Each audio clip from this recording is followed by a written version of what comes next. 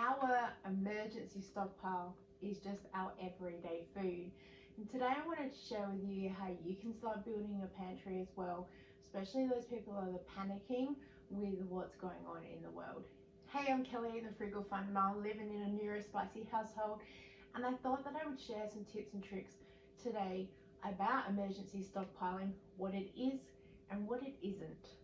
I'm going to probably do a voiceover why I pack most of this into the cupboard because the sound is terrible. I apologize. It did buy a new microphone, but because I haven't upgraded my phone in like 100 years, it needs this adapter thing and it's gonna take a while to get here. So voiceover is best sound, and you can watch me pack the pantry of our emergency stockpile. So we are very blessed with the pantry that we have. It is nice and deep, however it can also be hard and I'm trying to figure out the best way to stock what's in here.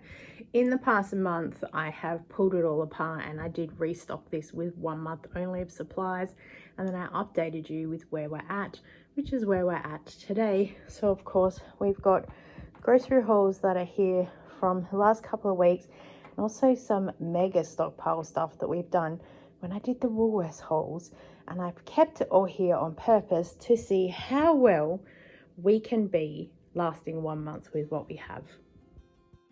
So when people think of emergency stockpile, they think of some guy in a bunker surrounded by 1,000 cans of baked beans.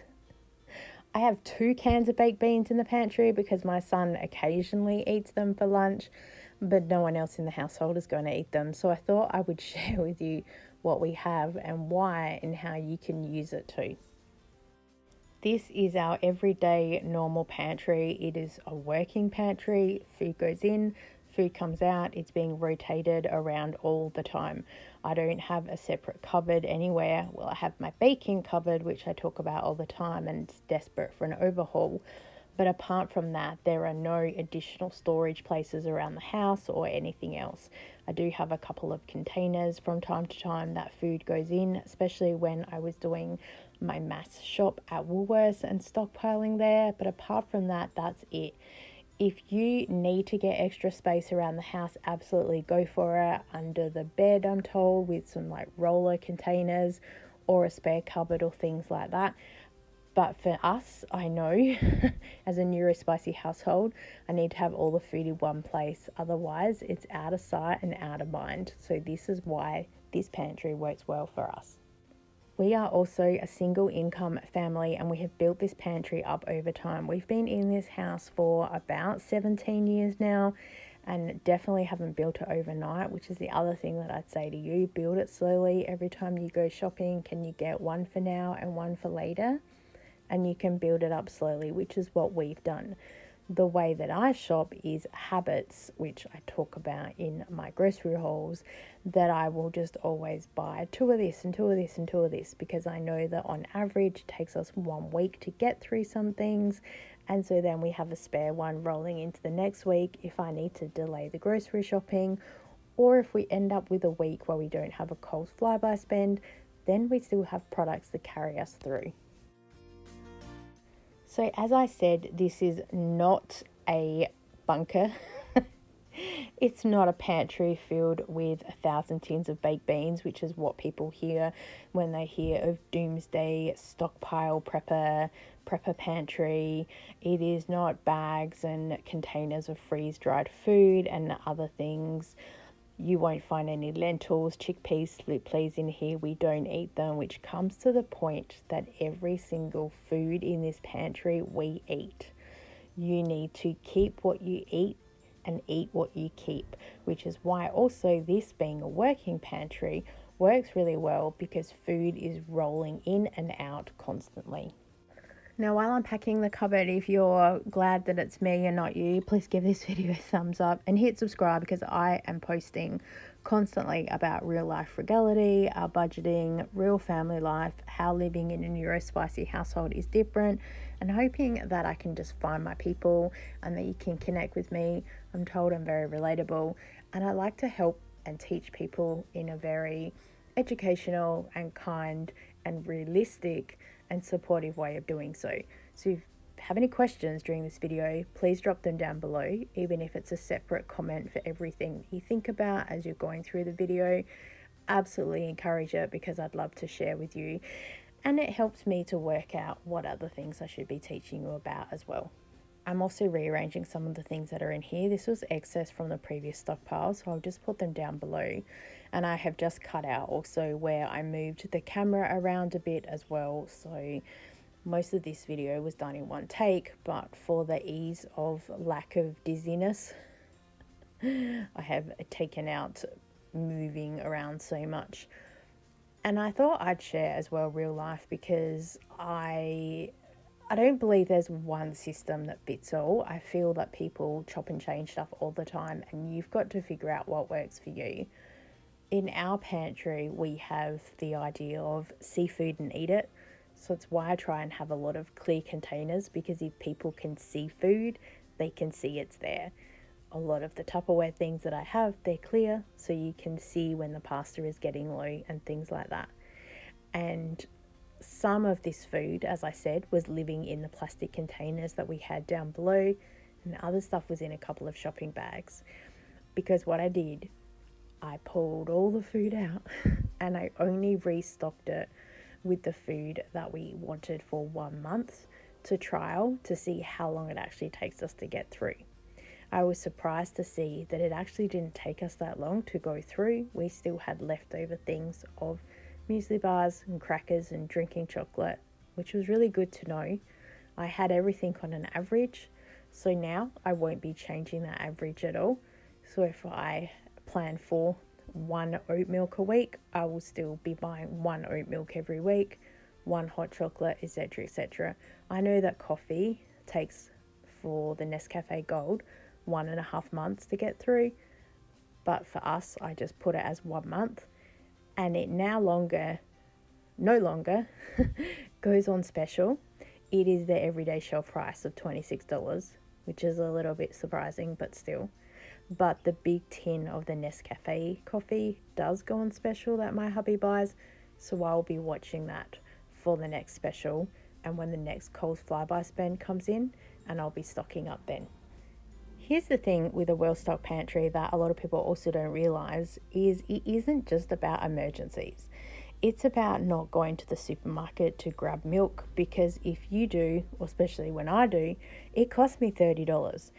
And I'm a markdown bargain hunter, so I used to drop in all the time. Drop the kids off to school, I would drop into certain shops because I knew that they did their markdowns around a certain time. Pick the kids up from school, I would often drop in and have a look. And spending a little bit here and a little bit there, it all adds up after time. I'm pretty strategic with my shopping now, so I tend to stick to just the Coles Flybuys offers, and I make sure that I shop and I will stock up where I can. And so then when there are weeks where we don't have any offers, we can eat from our fridge, freezer and pantry. I've done videos on this as well, where we're able to have what we call a 0 cost week, because we're able to use the food that we've already purchased. Because remember, you keep what you eat and you eat what you keep. While we are a family that is completely debt-free, we have our mortgage paid, and now we are saving for our future, because we do have children with a disability, and who knows what the government will or will not do in terms of support. So this is also another reason why we live very frugally, because also I want to be able to share and teach the next generation, because not everyone has an idea of what's going on. Some people need help, and if your parents don't know, or the next generation before you need someone to help you. So that's where I like to share what we do, because I feel it's very basic. You could always build on this and develop it, but I feel that this is the time that everyone should be helping and educating everyone, so we can together build effective stockpiles, and then no one is panic buying when the next world situation, issue or whatever comes along. So where do you start if you want to start building a stock pantry like me? So first of all, I have videos on this channel that you can go back and watch. What I want you to do though is write a grocery list and look at the meals you're having for the week and the ingredients that you're buying, and can you buy one extra thing of a tinned good, of tomatoes, pineapple, packet of pasta, whatever. You don't need to spend a lot of money. It's just, can you buy extra? Can you buy one extra thing to cover you for next week? And then you will slowly start building it up. Number 2 is when things go on special, like I was saying about the coffee, you can buy an extra one if you can. And what I plan on doing is, with the grocery hauls that I'm showing you in the next couple of weeks, I'm showing you what our budget is, how we've spent, and what we're shopping to refill the pantry and get a couple of things, and it keeps rotating that way. So we're not having to do a full grocery shop every single week, we're just having to refill the pantry. In step 3, as you've seen, I'm rotating things. So I'm looking at the best before or the use by date, and I'm making sure they are moved to the front and other stuff is going to the back. You need to keep on top of this, check it regularly, and make sure that you're not going to have any food that's going to go off, because that is wasted money. You put the time and effort into getting these things to make sure you had food available. I would be going through at least once a month and double checking things. If you have tins of stuff there that maybe are expiring soon, you can go and use them up. There is no point having so much food in your pantry sitting there for an emergency day if you're not going to eat it. As I've mentioned before, my kids are autistic, and so there's no point having food in this house they're not going to eat. The whole thing of, if they're hungry, they will eat it. No, they will not. They will shut down before their brain even connects to, I actually need to put some sort of food in my system. If they have huge sensory and texture needs, there is no way that food is going in their mouth. So here's our pantry now, and it is a working pantry, as I've mentioned before, which means there's gaps, which means we still have more shopping to do. But that's the good thing, that when we do go shopping, we just need to replace what we've used. So up here is a UHT, coffee, hot chocolate, oat milk, all for our morning. I do have one almond milk, so I got it on clearance, and I'll use that eventually in smoothies. It's just going to sit there for now, but everything else is in case we run out of real milk and I don't have to leave the house. Just some spare sauces and things, and an oil. The cupboard that I have the other oil in, it doesn't fit, it sits behind the stove, so it's living here for now. And some of the other pastas that I pulled out. Our front pastas here, and all our stockpile is there at the back. We have a fair bit as well. This is our snack area. Found a bag of almonds that was given to us. The biscuits and other bits and pieces. If I buy lollies marked down, I'll throw them in here. Crackers, we have no backup. Something I need to get onto. Need to make my own cookies as well. And we have the muesli bars there, standard stockpile. Need to get a couple more in the next shop, fill that up. And the other snacks, chips and things, we often put excess chips and things up there too, so it's pretty easy to replace. This is our breakfast cereal, breakfast area. So all of our cereals, our butter lives here now, some peaches, juices, and all our spreads. And this is all our meal section. So 2-minute noodles, baked beans. So, and then behind that is any of the smaller cans. So some corn, some tomatoes. We have a spicy noodles for hubby, lasagna sheets, and any other random pasta, sauce packets and other stuff. And I've just put in there some noodles and other bits to use. Got a packet of super dupers there. If anyone has any storage solutions for them, let me know. I went to go and buy another one of these at Kmart. They didn't have any. And all our big sauces are in there, oil's in there, and vinegar is in there. And then this is the rest of our meal bases. So the bigger tins of stuff, and this is like pineapple, beetroot, tuna, smaller cans, passata, risotto, rice stockpiled at the back, big gravy, onions, and we need some potatoes as well. So you're always going to have gaps in your pantry, which is fine. It's what it's there to be used and then replaced. And this is what we have left, which is a whole lot of baking stuff that will go into the pantry. It's not going to take long to disappear because I do quite a lot of baking. I make biscuits nearly every week and some other mini cakes and things like that. We've got a whole pile of sugars over here and a milk powder, some chocolate chips. There's some other stuff in the cupboard. I have to figure out where to put our excess Ziploc bags and the cling wrap and things like that. So if you have any tips where you store them, let me know, because our baking pantry is a hot mess right now, which is the next thing that I will be going through. And in the back there is massive containers that are completely empty that were housing all our excess flour. So the time I fill all of those up, that will get rid of a lot of that, and all of this stuff just needs to be rearranged, and we have some empty spots in there.